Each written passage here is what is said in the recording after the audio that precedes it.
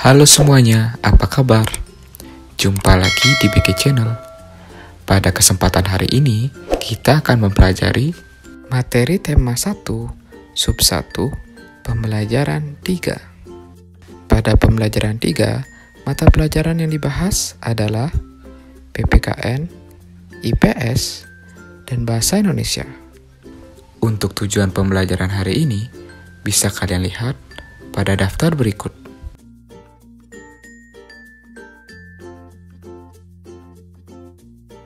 Seperti biasa, sebelum kita memulai pembelajaran hari ini, mari kita berdoa terlebih dahulu agar pembelajaran hari ini berjalan dengan lancar dan lebih bermakna. Berdoa dipersilakan.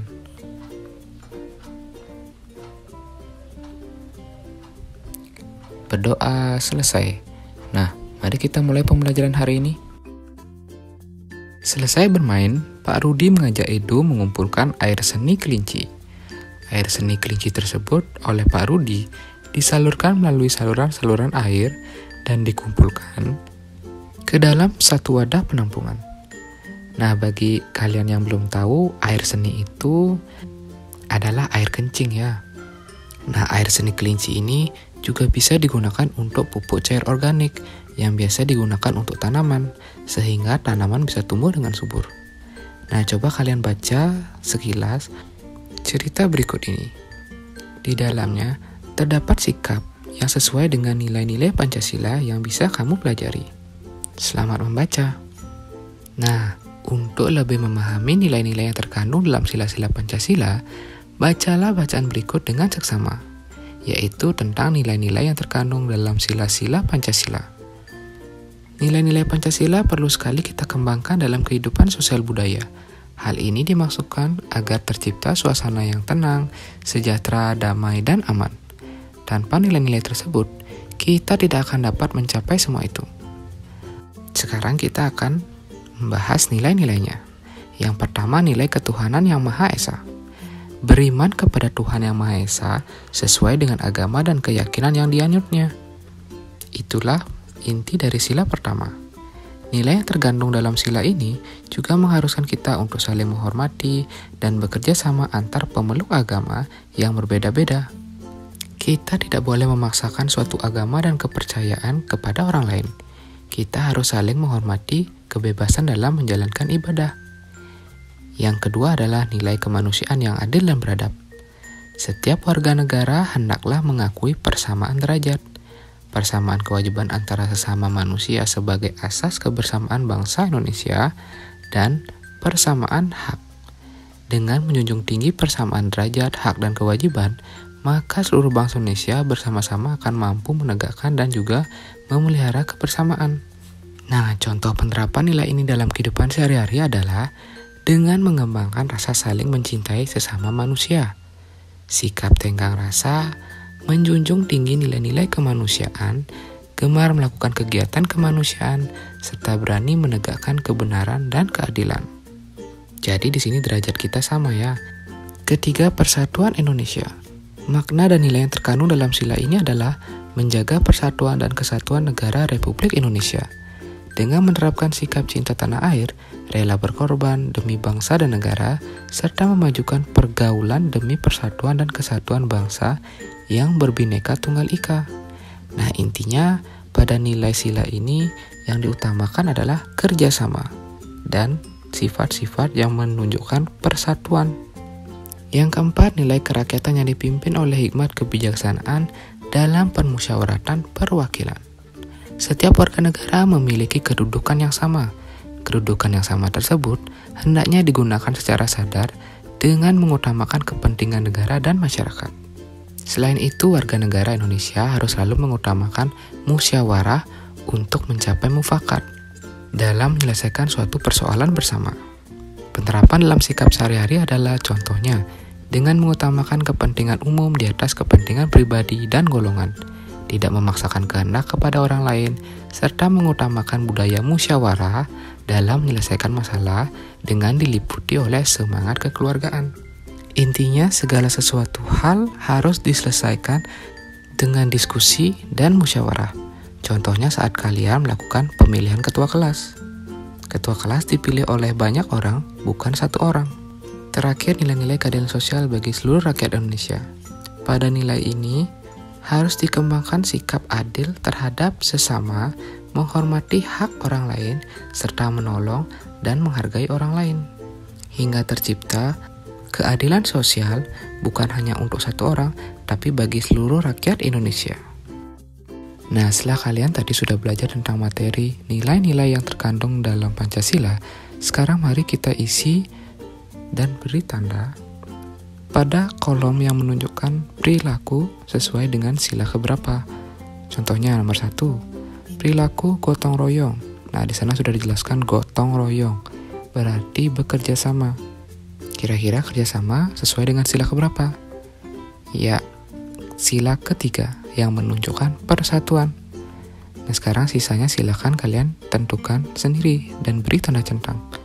Selamat mengerjakan. Berikutnya, tuliskanlah sikap-sikap dalam kehidupan sehari-hari yang sesuai dengan nilai-nilai yang terkandung dalam Pancasila. Contohnya yang pertama, yaitu sila pertama. Sikap yang sesuai yang berhubungan dengan sila pertama yaitu ketuhanan, yaitu tidak mengejek agama orang lain, menghargai hari besar keagamaan orang lain dan agama sendiri, dan menghormati tata cara beribadah agama kita dan agama orang lain. Nah, itu beberapa contohnya. Kamu bisa mencari contoh lainnya. Yang kedua, sikap yang sesuai dengan sila kedua, yaitu contohnya menghormati hak orang lain, kemudian bertindak atau bersikap adil pada sesama, dan bersikap sopan santun. Nah, kamu bisa mencari contoh-contoh lainnya. Kemudian, sila ketiga, yaitu persatuan Indonesia. Contohnya, tidak memusuhi suku tertentu, menjaga ketertiban negara, dan juga membela tanah air. Nah, itu beberapa contohnya. Lalu sila keempat. Beberapa contoh sikapnya yaitu mau mendengarkan pendapat teman atau guru, tidak memaksa orang lain untuk mengikuti pendapat, sikap, atau tindakan kita, dan mengambil keputusan menggunakan musyawarah. Nah, itu beberapa contohnya. Yang terakhir adalah sikap sesuai sila kelima. Beberapa contohnya misalnya, tidak bergaya hidup mewah, lalu adil dalam pembagian sesuatu, dan menghukum para pelanggar hukum tanpa dibeda-bedakan. Nah, itu tadi beberapa sikap sesuai dengan Pancasila. Kamu bisa mencari contoh-contoh lainnya berdasarkan sumber lain. Selamat mengerjakan. Berikutnya, coba amati peta kondisi geografis negara Indonesia berikut. Nah, berdasarkan peta tersebut, diskusikan mengenai luas dan letak negara Indonesia. Lalu coba tuliskan pada kolom yang ada di bukumu. Kamu bisa mencari sedikit dari sumber lain agar informasimu lebih baik. Nah, jumlah pulau di Indonesia mencapai sekitar 17.504 buah. Pulau itu terhampar di wilayah laut Indonesia yang memiliki luas sekitar 3.257.357 km persegi. Adapun luas pulaunya adalah 1.890.754 km persegi. Demikian, luas Indonesia secara keseluruhan kira-kira 5.148.111 km persegi. Nah, itu tadi adalah luasnya. Sekarang letak negara Indonesia.